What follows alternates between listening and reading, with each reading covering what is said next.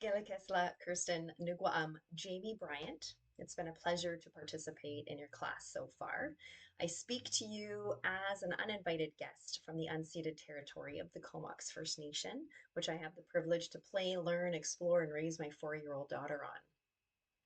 I'm also thankful to the Musqueam, Squamish, and Tsleil-Waututh peoples whose territory I was raised on. And from there to here, I look back at my youth and I get really sad when I think about what I didn't know because my mother didn't know what she didn't know. She told me that I was Kwakiutl. And in my woodworking class in grade 9, I made a plaque that said Kwakiutl on it, but I spelt it wrong. I put the I before the U. Um, and it's not even pronounced that way. It's Kwaguth. And we're not even Kwaguth. We're Kwakwakiwak, but Liquido peoples, which is southern from Kwaguth. And my mom didn't know any of this. My maternal great grandmother died of the Spanish flu when my grandmother was 2. And then my grandmother, she was then raised by her European father. So, I mean, while thankfully she didn't have to attend residential school, um, my grandmother was raised in more of a European fashion than she was within her indigenous culture. My grandmother, when she was 20, she then married a non native. And because of enfranchisement laws, her Indian status was revoked. And she had to leave her territory. And then they moved to Richmond, not far away from Campbell River. So there was a sort of a ferry having that separation. So she didn't go back to her territory really at all. When my mom was 12 years old, my grandmother died of multiple sclerosis. So my mother, also did not know her father, and she didn't have a mother. So she really had to figure out how to care for herself on her own. And it really took me 40 years to realize that I was raised by a traumatized mother who was also single. She was a single mother, and she's still traumatized. And really, emotionally, she's the age of a 12-year-old. So, what do I know about Indigenous peoples is the damage that can be done to identity because of displacement and how this displacement, among other things, can cause trauma for Indigenous peoples. I've since moved back to my grandmother's traditional territory, and as a visibly white person, I felt really unwelcome because I don't have the same experience living off reserve as those who live on reserve. So I had that feeling of difference, but I do know that this is 100% privilege. I've been told that, straight out numerous times by one member of our nation when I moved there. And I really had to step back and I had to realize that for Indigenous communities, relationships really do take time because of a lot of individuals coming back to on reserve who don't have that experience. There's really no rushing into things. And when you do create this fast paced kind of motion, when you do rush, there's a lot of mistrust that arises from that.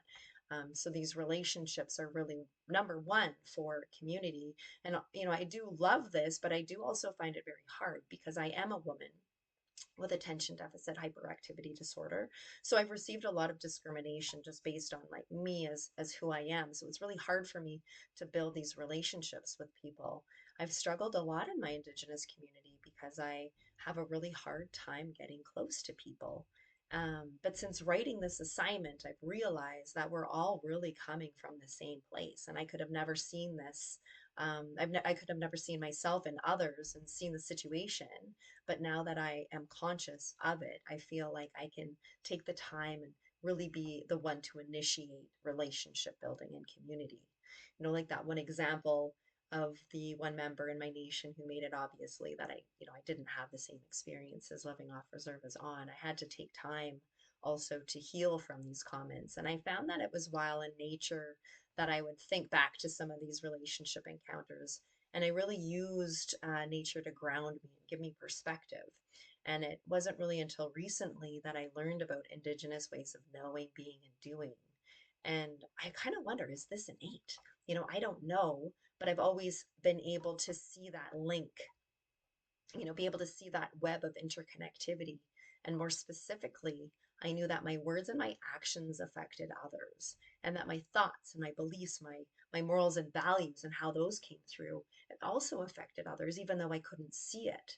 What I loved about the medicine wheel explanation from Robina Thomas and Jackie Green was that the medicine wheel, the 4 quadrants are all equal in importance and they're all positioned in balance and harmony together. And I feel as though we have to be in balance with ourselves to then be able to share this outwardly with others. And I especially found a quote from Gray Shield et al. On page 31 there to be very relevant today.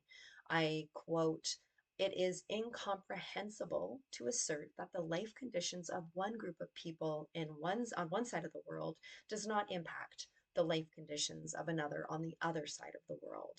And our world is full of unhealthy people right now in our communities, which I can see in Courtney with the amount of homelessness we have. It's just a lot of unhealthy individuals creating these healthy societies. And I can clearly see this disruption in harmony and balance because of that. But I do have faith as a future social worker that I can at least create and bring change to a few people's lives, especially since I have some lived experience of feeling internally unbalanced. When I moved from Vancouver to Quadra Island, my grandmother's traditional territory, I experienced a really natural family connection that I didn't have growing up. And I began to grow my own food. I immersed myself in nature daily. I went mushroom and berry picking. I started making traditional medicines. I started carving and weaving with my cousins.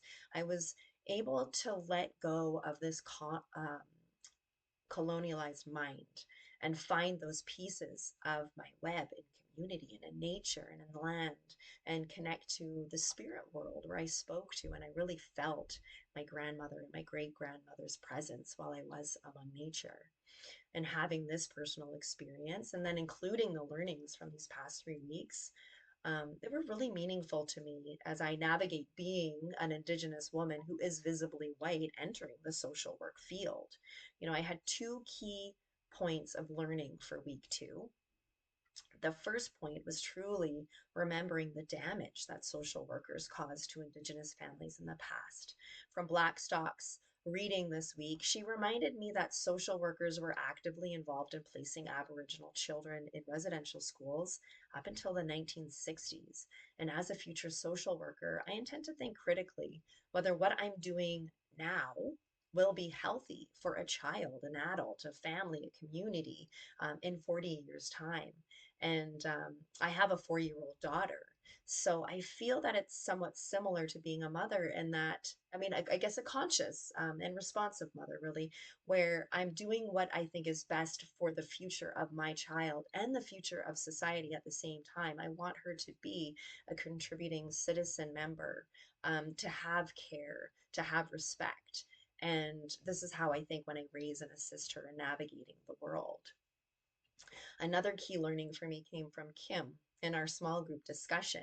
She reminded me that it's great to understand my Indigenous worldview, but I quote from her, "It's imperative to learn varying worldviews to prevent and minimize cultural and social conflicts based on systemic racism, internal biases, ongoing colonization, and marginalization."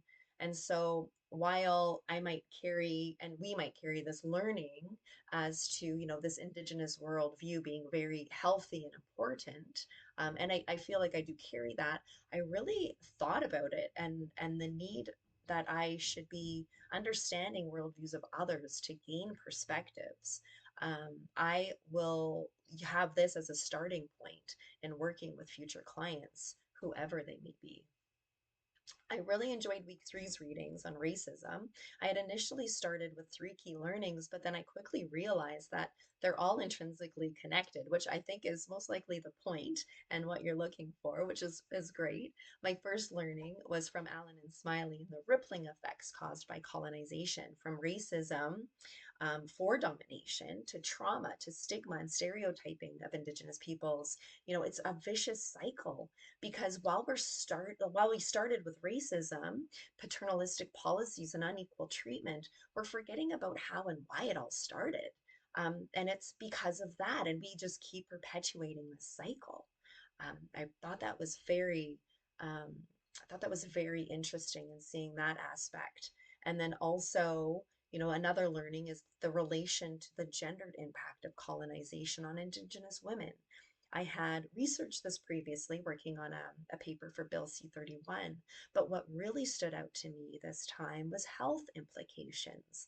I was able to consider my mother's experience in using healthcare services, um, and her almost dependency on it because of her health issues. And from reading Allen and Smiley, I learned that Indigenous women are more likely to experience chronic disease compared to non Indigenous women and even Indigenous men. So it made me really relate that article to my mother's experiences and why perhaps I had always thought she may have been a hypochondriac. The third key learning from this week is embodied racism from Charlotte Reading's article titled Understanding Racism. I was fascinated about all forms of racism, but since I've been reading a lot about stress and trauma with Gabor Mate, Bruce Perry, and Bessel van der Kolk, I found embodied racism to be connected to this research on how racism connected to stresses placed on the body can then lead to physical and psychological responses in people.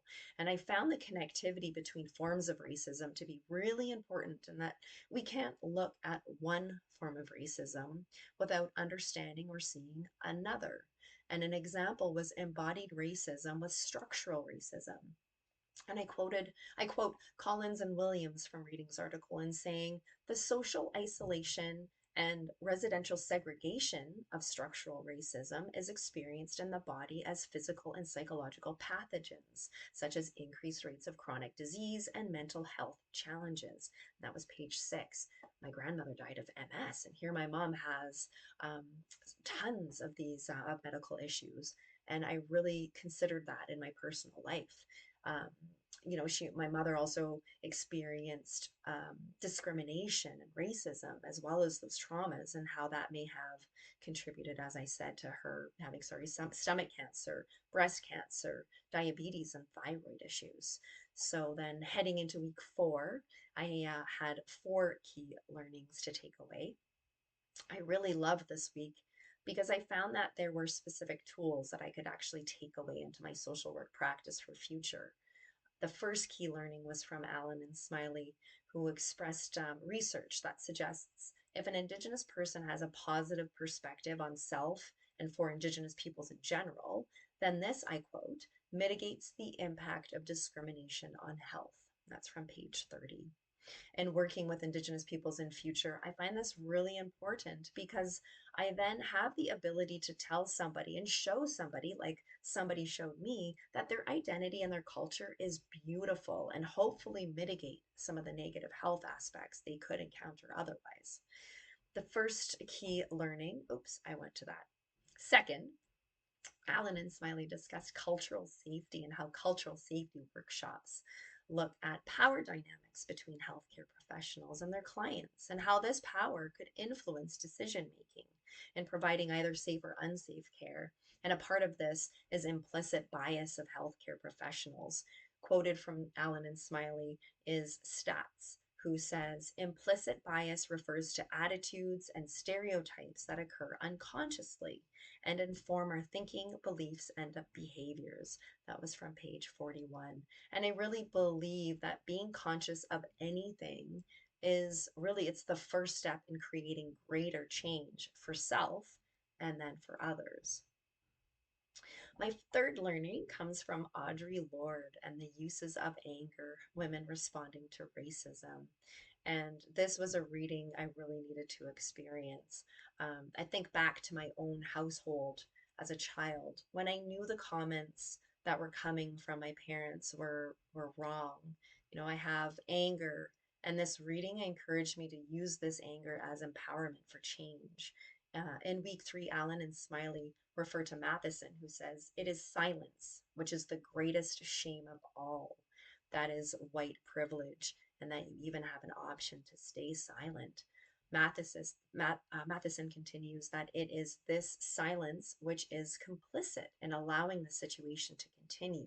Those quotes are both from page 16, and I feel like I really want to make up for some lost time for not knowing this information previously about how we maintain complicity by staying silent, and I'm really determined to use this anger for good moving forward. My last favorite learning from week 4 was Murray Sinclair's video, and I loved all of it. But what especially stood out to me was the 4 questions for youth. And I think anyone who really wants to find purpose besides youth can really ask these questions. So, where do I come from? Where am I going? Why am I here? Who am I? I read Tanya Tala- Talaga's book, All My Relations, years before I was in school for social work. And she mentioned these questions as well. And I almost feel like it's fate serendipitous right now because perhaps I need to answer these questions for myself to fully understand my purpose. And I've lived with a colonized mind for so long that I feel that the doing has been more of a priority than actually reflecting on why I'm doing the doing. It makes me see how the rest of our society must feel very similar and how I, as a social worker, can contribute my own experiences and my own knowledge to others who are just maybe starting out on their journey for self reflection. So, chapter 2, 3, and 4 allowed me to see the interconnectivity of colonization and racism as a social construct to control and create the settler state project that is now Canada. And in having this clarity of colonial consequence, I have a lot to carry into my future social work practice while I work alongside Indigenous and even racialized folks. There was so much information, but I'm going to narrow it down just for time's sake. I really feel that the understanding that we're built on a bed of just really racist heteropatriarchal practices that I'm now very conscious of. And I sometimes feel that I go into situations being extremely defensive. And I really have to pull back the reins and come from a place of compassion and grace. And that word grace, practicing that. It's a word that I hadn't really considered until I recently took a bystander intervention workshop at the Intercultural Association of Greater Victoria. And since starting social work, I've joined the Immigrant Welcome Center in Courtenay. And I have these incredible free opportunities like this bystander intervention training so I can learn to be racially socialized because I do live in a predominantly white community with a large influx of racialized immigrants. Thomas and Green share Bell Hooks a quote in their reading from week 2. Well, Hooks mentions how Blacks began assimilating in white culture. And this was just easier for racialized people. But now we're seeing how this internalized racism, domination, colonization is affecting racialized people. And I really want to ensure that I'm an advocate for Indigenous peoples as well as racialized peoples. The well being, which is also that well being personally, is also the well being of the community. And that's really important to kind of understand that aspect as well. Parker made an incredible point in our small group conversation for week 2. This is something else I'll be taking moving forward. But I quote, in saying that training as a frontline support worker for positions should include education on Indigenous history, impacts of colonization, and the elements of an Indigenous worldview. And I also feel that it's important to include this type of education for frontline support workers and those in healthcare, like I referred to in week 2. But I also feel that it's important to include that capitalism and colonization are interdependent in this creation. Thomas and Green reiterate this by saying they both have an intimate and necessary relationship. And I believe this allows clients, future clients, and us as healthcare professionals, providers, to understand how Canada became this settler state project and how it worked, but with this emphasis on an Indigenous worldview. I think as a social worker in sharing this information that we think about what we're trying to accomplish as well. I love Blackstock's quote in week 2 that it's our thinking that fuels colonization. That's from page 35. It's our thinking that fuels colonization. So if we can educate our clients on this history, incorporate an indigenous worldview, I really hope to adjust that thinking pattern. And like me, I became angry.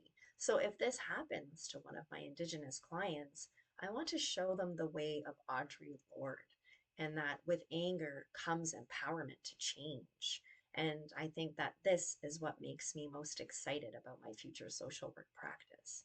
that I'll be walking alongside someone else while we make this change together. It's kind of like what you're doing with us, Kirsten. Thank you so much, Gaelic Esla, for your time previously, your time today, and for the days to come. I really appreciate it. It's been an incredible journey for me so far, and I look forward to the next coming weeks.